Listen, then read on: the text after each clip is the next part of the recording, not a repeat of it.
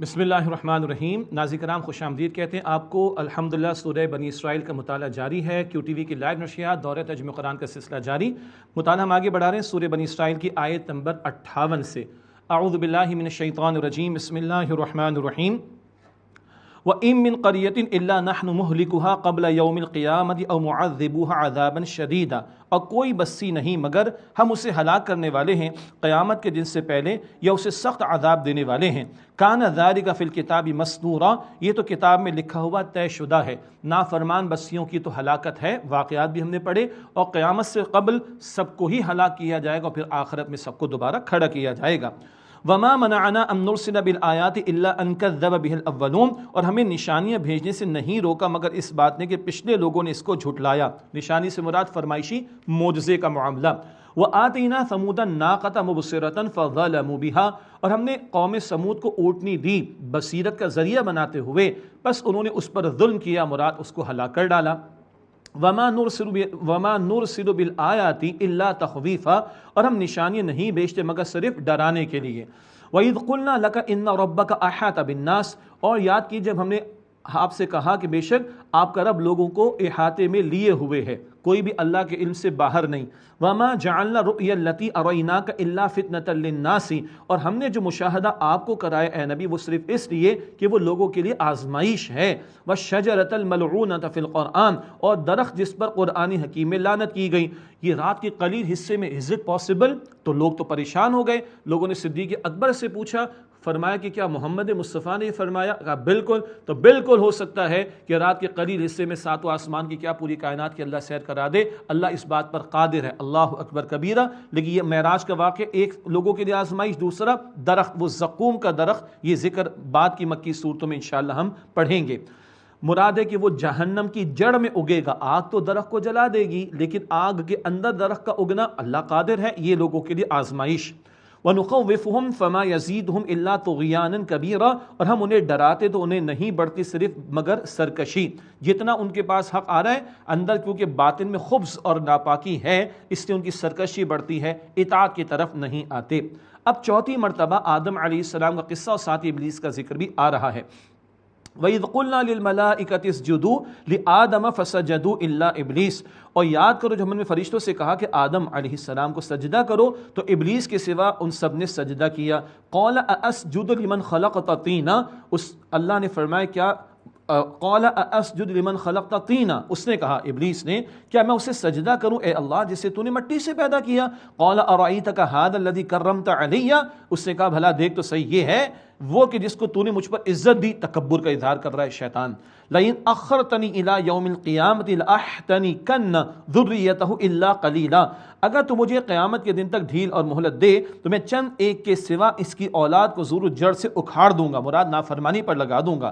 قَالَ اذْهَبْ فَمَن تَبِعَكَ مِنْهُمْ فَإِنَّ جَهَنَّمَ جَزَاؤُكُمْ جَزَاءً مَوْفُورًا، اس اللہ نے فرمایا کہ جا بس ان میں سے جس سے تیری پیروی کی تو بے شک جہنم تمہاری سزا ہے۔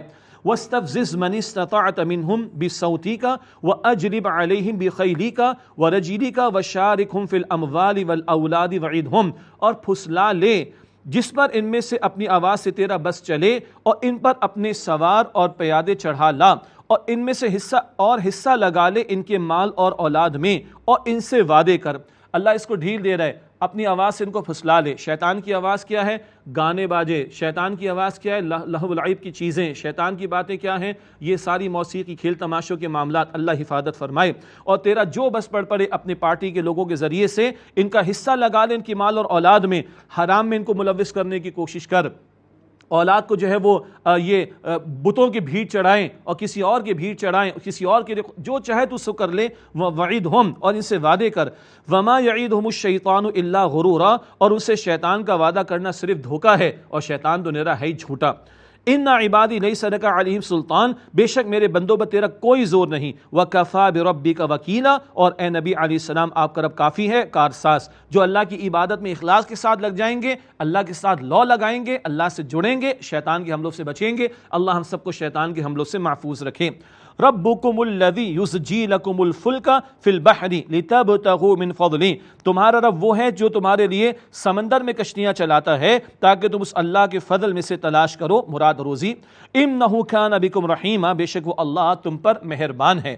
وَإِذَا مَسَّكُمُ الضُّرُّ فِي الْبَحْرِ ضَلَّ مَن تَدْعُونَ إِلَّا إِيَّاهُ، اور جب تمہیں سمندر میں تکلیف پہنچتی ہے تو گم ہو جاتے ہیں تم سے وہ جنہیں تم اس اللہ کے سوا پکارتے تھے، سارے جھوٹے معبود وہ گم ہو جاتے ہیں۔ فَلَمَّا نَجَّاكُمْ إِلَى الْبَرِّ أَعْرَضْتُمْ، پھر جب وہ اللہ تمہیں بچا لاتا ہے خشکی کی طرف تو تم پھر جاتے ہو، پھر ناشکری کرتے ہو، شرک میں مبتلا ہو جاتے ہو۔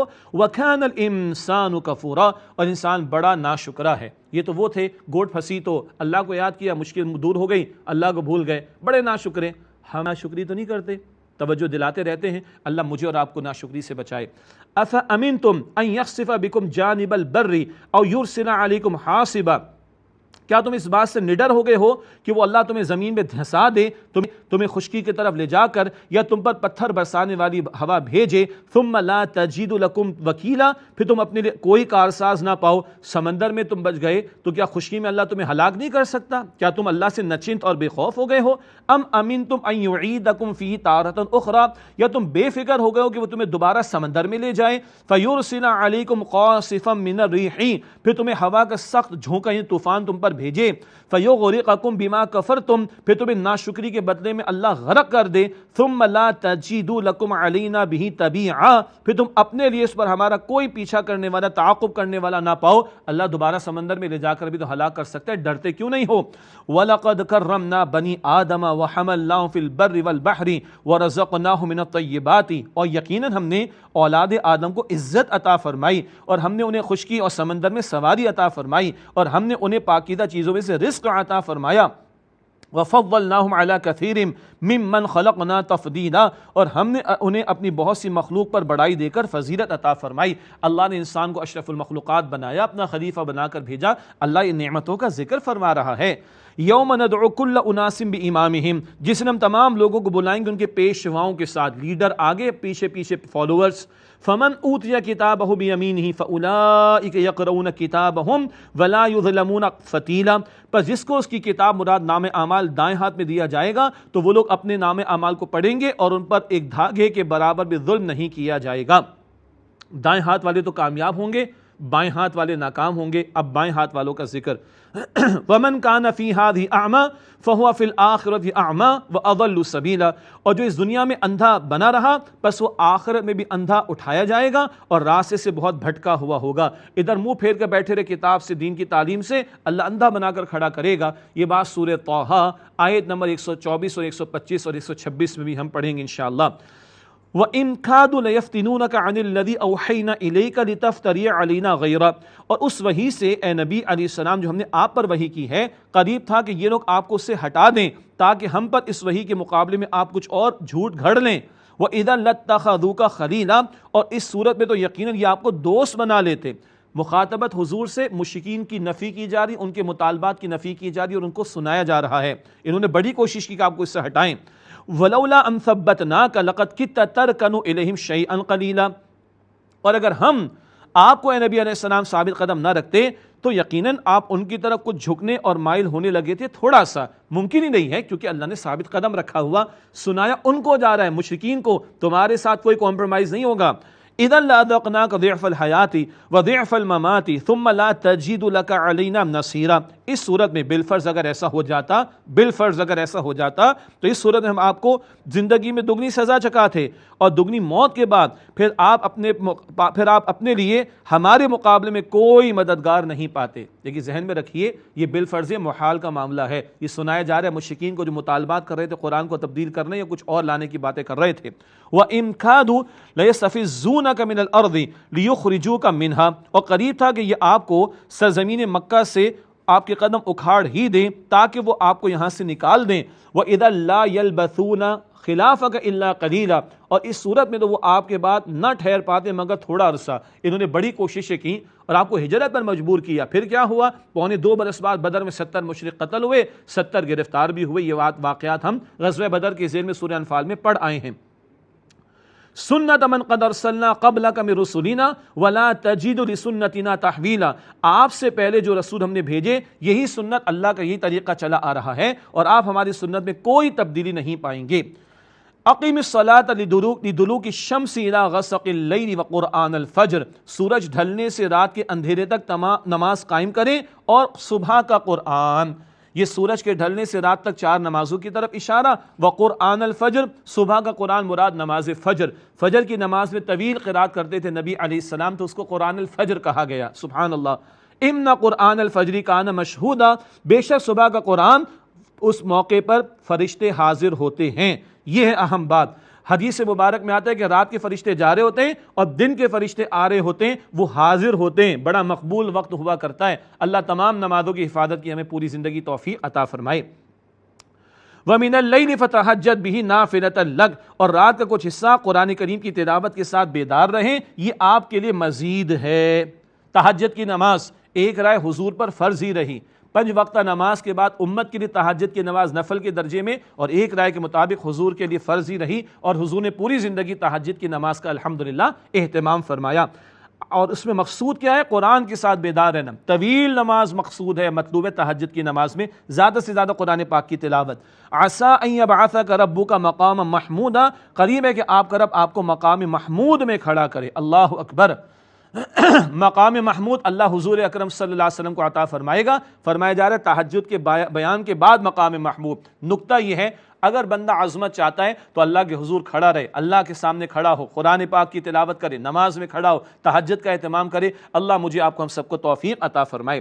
ہجرت کی طرف اشارہ، وَقُلْ رَبِّ أَدْخِلْنِي مُدْخَلَ صِدْقٍ، اور اے نبی علیہ السلام یوں دعا کیجئے کہ اے میرے رب مجھے سچائی کے ساتھ داخل فرما، وَأَخْرِجْنِي مُخْرَجَ صِدْقٍ، اور مجھے سچائی کے ساتھ نکال، وَاجْعَلْ لِي مِن لَّدُنكَ سُلْطَانًا نَصِيرًا، اور اپنی جناب سے میرے لیے عطا کر غلبہ، مدد دینے والا۔ یہ اشارہ ہے ہجرت مدینہ کی طرف، لیکن بڑا اہم نقطہ، داخل کرنا اس کا ذکر پہلے اور نکالا جانا اس کا ذکر بعد میں ہے۔ کیوں؟ دوبارہ حضور علیہ السلام مکہ تشریف لائیں گے اور دین غالب ہوگا، فتح مکہ کی طرف اشارہ۔ اور دعا کیا ہو رہی ہے؟ اے اللہ اپنی جناب سے غلبہ عطا فرما، مدد دینے والا، ایک قوت عطا فرما دے، تو نے کلام عطا فرمایا، اللہ قوت دے تاکہ تیرے کلام کو، تیرے احکام کو نافذ کر سکوں۔ دین اپنا غلبہ چاہتا ہے اور پیغمبر علیہ السلام نے اس کے لیے اللہ کی راہ میں جہاد کیا ہے، قتال کیا ہے، اور سربلندی دین کی ہو اس کے لیے جانوں تک کے نذرانے صحابہ کرام نے پیش کیے ہیں۔ وَقُلْ جَاءَ الْحَقُّ وَزَهَقَ الْبَاطِلُ، اور آپ یوں فرما دیجئے حق آ گیا اور باطل مٹ گیا۔ اِنَّ الْبَاطِلَ كَانَ زَهُوقًا، بے شک باطل ہے ہی مٹنے کے لیے۔ یہی وہ آیت تھی فتح مکہ کے موقع پر اللہ کے پیغمبر صلی اللہ علیہ وسلم بتوں کو توڑتے جاتے تھے اور فرماتے جاتے تھے جاء الحق وزهق الباطل ان الباطل كان زهوقا۔ وَنُنَزِّلُ مِنَ الْقُرْآنِ مَا هُوَ شِفَاءٌ وَرَحْمَةٌ لِّلْمُؤْمِنِينَ، اور جو ہم قرآن پاک میں سے نازل کرتے ہیں وہ ایمان والوں کے لیے شفا اور رحمت ہے۔ وَلَا يَزِيدُ الظَّالِمِينَ إِلَّا خَسَارًا، اور ظالموں کے لیے اضافہ کچھ نہیں ہوتا سوائے خسارے کے۔ ان کے دل میں طلب نہیں، ان کی بگاڑ کی کیفیت بڑھتی ہے۔ ایمان والے طلب رکھتے ہیں، ان کو شفا ملتی ہے، رحمت ملتی ہے، ایمان ملتا ہے قرآن پاک کے ذریعے سے۔ وَإِذَا أَنْعَمْنَا عَلَى الْإِنسَانِ أَعْرَضَ وَنَأَىٰ بِجَانِبِهِ، اور جب ہم انسان کو نعمت عطا کرتے ہیں تو وہ روح گردانی کرتا ہے، پہلو پھیر لیتا ہے، ناشکری پر اتر آتا ہے۔ وَإِذَا مَسَّهُ الشَّرُّ كَانَ يَئُوسًا، اور جب اسے تکلیف پہنچتی ہے تو مایوس ہو جاتا ہے۔ یہ کمزور ایمان والے لوگ، یہ جن میں ایمان نہیں ہوتا، ان کا ایسا کردار آتا ہے۔ ایمان والے، سچے ایمان والے نعمت پہ شکر کرتے ہیں اور مصیبت پہ صبر کرتے ہیں۔ قُلْ كُلٌّ يَعْمَلُ عَلَىٰ شَاكِلَتِهِ، آپ فرما دیجئے ہر ایک اپنے اپنی شاکلہ کے مطابق کام کرتا ہے۔ جس قدر وسعت اللہ نے دی ہے، کیپیسٹی دی ہے، جینس دی ہیں، اتنا ہی کر سکے گا نا بندہ۔ ہر ایک اپنی شاکلہ کے مطابق کام کرتا ہے۔ فَرَبُّكُمْ أَعْلَمُ بِمَنْ هُوَ أَهْدَىٰ سَبِيلًا، بس آپ کا رب خوب جانتا ہے کہ کون زیادہ صحیح راہ پر ہے۔ اگلا سوال ہے، یہ یہود کی طرف سے آیا تھا۔ یہود کچھ سوالات کرتے تھے، ایک سوال کا جواب یہاں آ رہا ہے۔ ایک تو سورہ یوسف کا ہم نے مطالعہ کیا تھا، کچھ سوالات آئیں گے اگلی سورہ سورۃ الکہف میں، وہاں ذکر کریں گے روح کے بارے میں سوال۔ وَيَسْأَلُونَكَ عَنِ الرُّوحِ، اور اے نبی علیہ السلام روح کے بارے میں آپ سے سوال کرتے ہیں۔ قُلِ الرُّوحُ مِنْ أَمْرِ رَبِّي، آپ فرما دیجئے روح میرے رب کے حکم سے ہے۔ وَمَا أُوتِيتُ مِنَ الْعِلْمِ إِلَّا قَلِيلًا، اور تمہیں علم نہیں دیا گیا مگر بہت تھوڑا۔ ایک عموم کے اعتبار سے بات، انسانی روح اللہ کے حکم سے ہے، اللہ کی طرف سے آئی، اور انسان کا شرف اسی روح کے پھونکے جانے کی بنیاد پر ہے۔ البتہ اگلی آیت میں جو اشارہ آ رہا ہے اس سے معلوم ہوتا ہے کہ یہاں روح بمعنی وحی، ہم نے پہلے بھی ذکر پڑھا تھا کہ وحی کے لیے روح کا لفظ قرآن پاک میں استعمال ہوتا ہے، چنانچہ آگے فرمایا وَلَئِن شِئْنَا لَنَذْهَبَنَّ بِالَّذِي أَوْحَيْنَا إِلَيْكَ ثُمَّ لَا تَجِدُ لَكَ بِهِ عَلَيْنَا وَكِيلًا، اور اگر ہم چاہیں تو ضرور ہم لے جائیں جو وحی ہم نے آپ کی طرف کی ہے، مراد اس کو سلب کر لیں، پھر آپ اس کے لیے اپنے واسطے ہمارے مقابلے میں کوئی مددگار نہیں پائیں گے، الا رحمتا من ربک، مگر آپ کے رب کی رحمت سے ایسا نہیں ہوگا۔ تو یہاں وحی بمعنی، یہاں روح کا لفظ بمعنی وحی کے معنی میں استعمال بھی ہوا۔ یہ روح اللہ نے آپ کو عطا کی، مراد وحی اللہ نے عطا فرمائی اور اللہ تعالیٰ کے فضل سے عطا ہوئی ہے۔ وہ جو اعتراض کرتے تھے مشرکین، ان کو سمجھ نہیں آتی تھی کہ کیسے ممکن ہو سکتا ہے، تو بہرحال اللہ نے پیغمبروں کو وحی عطا فرمائی ہے، جس کے لیے روح کا لفظ بھی قرآن پاک استعمال کرتا ہے۔ ارشاد ہوا ان فضلہ کان علیک کبیرا، بے شک آپ پر اے نبی علیہ السلام اللہ تعالیٰ کا بہت بڑا فضل ہے۔ یہ بات پہلے بھی آ چکی ہے۔ ختم نبوت کا معاملہ، اسی طرح دین کی تکمیل کا معاملہ، اسی طرح قرآن کی حفاظت کا معاملہ، آپ کی امت سب سے بڑی امت ہے اور آپ کی شفاعت کبریٰ کا حق ہوگا، لواء الحمد، حمد کا پرچم آپ کے ہاتھ میں قیامت کے دن ہوگا، کوثر کا اعلان آپ کے لیے، مقام محمود کا اعلان آپ کے لیے صلی اللہ علیہ وآلہ وسلم۔ پھر قرآن پاک کے چیلنج کا ذکر، قل لئن اجتمعت الانس والجن على ان يأتوا بمثل هذا القرآن لا يأتون بمثله ولو كان بعضهم لبعض ظهيرا۔ اے نبی صلی اللہ علیہ وسلم فرما دیجئے کہ اگر تمام انسان اور جنات اس بات پر جمع ہو جائیں کہ وہ اس قرآن جیسا کوئی کلام لے آئیں تو وہ اس کی مانند نہیں لا سکیں گے، ولو كان بعضهم لبعض ظهيرا، چاہے ان میں سے بعض ایک دوسرے کے مددگار بھی ہو جائیں۔ پورا قرآن نہیں لا سکتے، 10 صورتیں نہیں لا سکتے، ایک آیت بھی نہیں لا سکتے، یہ باتیں ہم دیگر مکی صورتوں میں پہلے پڑھ آئے ہیں۔ وَلَقَدْ صَرَّفْنَا لِلنَّاسِ فِي هَذَا الْقُرْآنِ مِنْ كُلِّ مَثَلٍ، اور ہم نے لوگوں کے اس قرآن کریم میں ہر طرح سے مختلف پیرایوں میں مثالیں بیان کر دیں۔ فَأَبَى أَكْثَرُ النَّاسِ إِلَّا كُفُورًا، بس اکثر لوگوں نے ناشکری کے سوا کچھ بھی قبول نہیں کیا۔ نوٹ کیجئے گا 16 مرتبہ لفظ قرآن اس صورت میں آیا ہے۔ فَأَبَى أَكْثَرُ النَّاسِ إِلَّا كُفُورًا، بس اکثر لوگوں نے ناشکری کے سوا کچھ قبول نہیں کیا۔ وَقَالُوا لَن نُؤْمِنَ لَكَ حَتَّى تَفْجُرَ لَنَا مِنَ الْأَرْضِ يَنبُوعًا، اور انہوں نے کہا کہ ہم، یعنی مشرکین نے، ہم تمہاری بات نہیں مانیں گے یہاں تک کہ تم ہمارے لیے زمین سے کوئی چشمہ رواں کر دو۔ او تکون لک جنۃ من نخیل وعنب فتفجر الانہار خلالها تفجیرا، یا تمہارے لیے کھجوروں اور انگوروں کا ایک باغ ہو بس تم اس کے درمیان بہتی نہریں رواں کر دو۔ او تسقط السماء كما زعمت علينا كسفا او تأتي بالله والملائکۃ قبیلا، یا جیسے تم کہا کرتے ہو ہم پر آسمان کا ٹکڑا گرا کر دکھا دو، یا اللہ کو لا کر دکھا دو، یا فرشتوں کو ہمارے سامنے لا کر دکھا دو۔ اللہ اکبر۔ او یکون لک بیت من زخرف، یا تمہارے لیے سونے کا ایک گھر ہونا چاہیے، او ترقی فی السماء، یا تم آسمان میں چڑھ کر دکھا دو۔ ولن نؤمن لرقیک حتی تنزل علینا کتابا نقرأ، اور ہم ہرگز تمہارے چڑھنے کو بھی نہیں مانیں گے جب تک کہ تم ہم پر ایک کتاب لے کر نہ آؤ جسے ہم خود پڑھیں۔ سبحان اللہ، حضور سے کھلوایا جا رہا ہے قل سبحان ربی، آپ فرما دیجئے نبی میرا رب تو ہر عیب سے پاک ہے، ہر کمزوری سے پاک ہے۔ حل کنت الا بشرا رسولا، میں تو ایک بشر ہوں، اللہ کا رسول ہوں، تو مجھ سے یہ مطالبات کیوں کرتے ہو؟ میں تو اس کے حکم کا پابند ہوں۔ وہی فرمائشی موزے والی باتیں۔ وما منع الناس ان يؤمنوا اذ جاءهم الهدى الا ان قالوا ابعث الله بشرا رسولا، اور لوگوں کو کسی بات نے نہیں روکا کہ وہ ایمان لائیں جبکہ ان کے پاس ہدایت آ گئی، مگر یہ کہ انہوں نے کہا کہ کیا اللہ نے ایک بشر کو رسول بنا کر بھیجا، ایک انسان کو؟ قل لو كان في الارض ملائکۃ يمشون مطمئنین لنزلنا علیہم من السماء ملکا رسولا، آپ فرما دیجئے اگر زمین میں فرشتے ہوتے چلتے پھرتے اطمینان سے رہتے تو ہم ضرور ان پر آسمانوں سے فرشتے رسول بنا کر اتارتے۔ فرشتوں کے لیے نمونہ فرشتہ بنتا، انسانوں کے لیے انسان بنے گا، ہم نے انسانوں میں سے پیغمبروں کو چنا، اللہ تعالیٰ وضاحت فرما رہے۔ قل کفا باللہ شہیدا بینی و بینکم، آپ فرما دیجئے میرے اور تمہارے درمیان اللہ بطور گواہ کافی ہیں۔ انہ کان بعبادہ خبیرا بصیرا، بے شک وہ اللہ اپنے بندوں کی خوب خبر رکھنے والا، خوب دیکھنے والا ہے۔ ومن یہد اللہ فہو المہتد، اور جسے اللہ ہدایت دے بس وہی ہدایت پانے والا ہے۔ ومن یضلل فلن تجد لہم اولیاء من دونی، اور جسے اللہ تعالیٰ گمراہ کرنے کا فیصلہ کر لے تو آپ اس کے لیے اللہ کے مقابلے میں کوئی مددگار نہیں پائیں گے۔ وَنَحْشُرُهُمْ يَوْمَ الْقِيَامَةِ عَلَىٰ وُجُوهِهِمْ عُمْيًا وَبُكْمًا وَصُمًّا، اور ہم قیامت کے دن انہیں ان کے چہروں کے بل اندھے اور گونگے اور بہرے اٹھائیں گے۔ استغفر اللہ، چہروں کے بل پوچھا گیا اللہ کے رسول سے، بخاری شریف کی روایت، صلی اللہ علیہ وسلم، اللہ کے رسول چہروں کے بل، سر کے بل چلایا جائے گا جہنم نافرمانوں کو؟ ہاں، حضور نے فرمایا آج وہ اللہ پہلو پر چلا رہا ہے، کل وہ سر کے بل چلائے گا۔ اللہ ہم سب کو اس ذلت سے، رسوائی سے محفوظ رکھے۔ وَمَأْوَاهُمْ جہنم، ان کا ٹھکانہ جہنم ہے۔ کُلَّمَا خَبَتْ زِدْنَاهُمْ سَعِيرًا، جب کبھی جہنم کی آگ بجھنے لگے گی ہم ان کے لیے اور بھڑکا دیں گے۔ اللہ ہم سب کو جہنم سے محفوظ رکھے۔ ذَلِكَ جَزَاؤُهُمْ بِأَنَّهُمْ كَفَرُوا بِآيَاتِنَا وَقَالُوا أَإِذَا كُنَّا عِظَامًا وَرُفَاتًا أَإِنَّا لَمَبْعُوثُونَ خَلْقًا جَدِيدًا، یہ ان کی سزا ہے کہ کیونکہ انہوں نے ہماری آیات کا انکار کیا اور انہوں نے کہا کہ جب ہم ہڈیاں اور ریزہ ریزہ ہو جائیں گے کیا از سر نو دوبارہ ہمیں اٹھایا جائے گا؟